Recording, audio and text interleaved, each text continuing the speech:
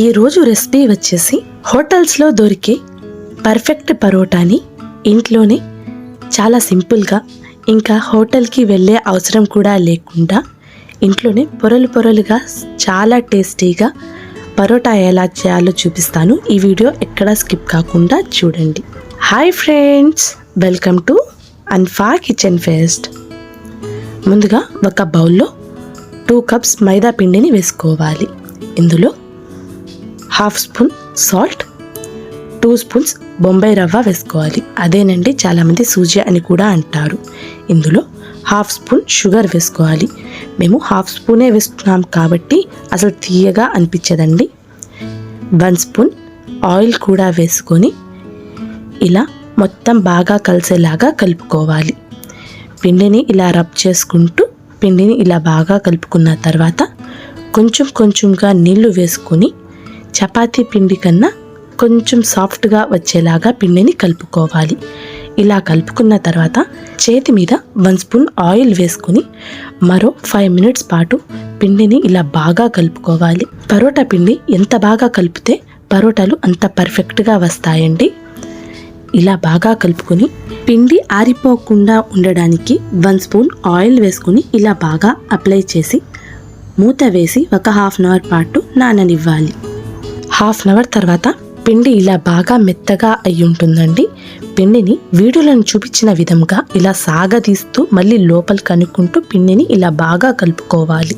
పిండిని ఇలా ఎంతసేపు కలిపితే పరోటాలు అంత పొరలు పొరలుగా వస్తాయండి.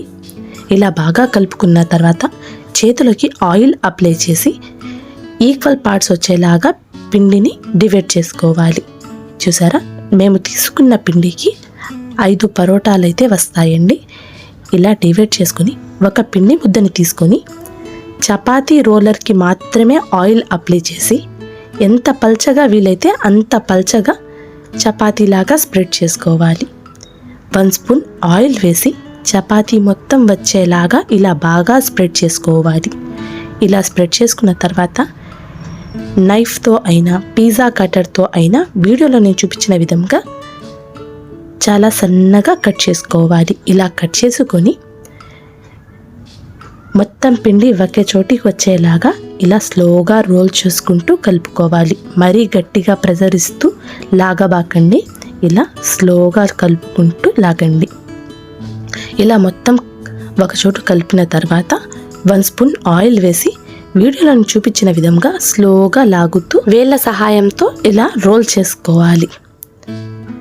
నేను మరో పరోటా కూడా ఎలా రుద్దాలో చూపిస్తున్నాను. సేమ్ ఇదే విధంగా రుద్దుకొని 1 స్పూన్ ఆయిల్ వేసి బాగా స్ప్రెడ్ చేసుకున్న తర్వాత ఇలా సన్నగా కట్ చేసుకోవాలి. ఇదే విధంగా కట్ చేసుకుని పిండి మొత్తం ఒకే చోటికి వచ్చేలాగా పిండిని దగ్గర చేసుకోవాలి. ఇలా దగ్గర చేసుకొని వీడియోలో నేను చూపించిన విధంగా ఫ్లోర్ మీద పెట్టైనా రోల్ చేసుకోవచ్చండి. ఇలా రోల్ చేసుకుని లోపల వైపు ముడుకోవాలి.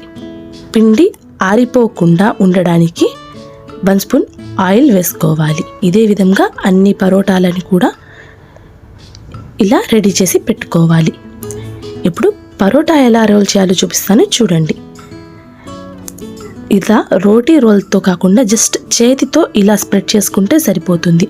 మన అరచేయితో ఇలా కొంచెం ప్రెజర్ ఇస్తూ కలుపుకోండి, మరీ ఎక్కువ గట్టిగా కూడా అనబాకండి. చూసారా ఎంత పొరలు పొరలుగా ఉందో. పాన్ కొంచెం వేడైన తర్వాత ఈ పరోటాని వేసుకోవాలి. 5 సెకండ్స్ పాటు పరోటాని లో ఫ్లేమ్లోనే కాల్చుకోవాలి.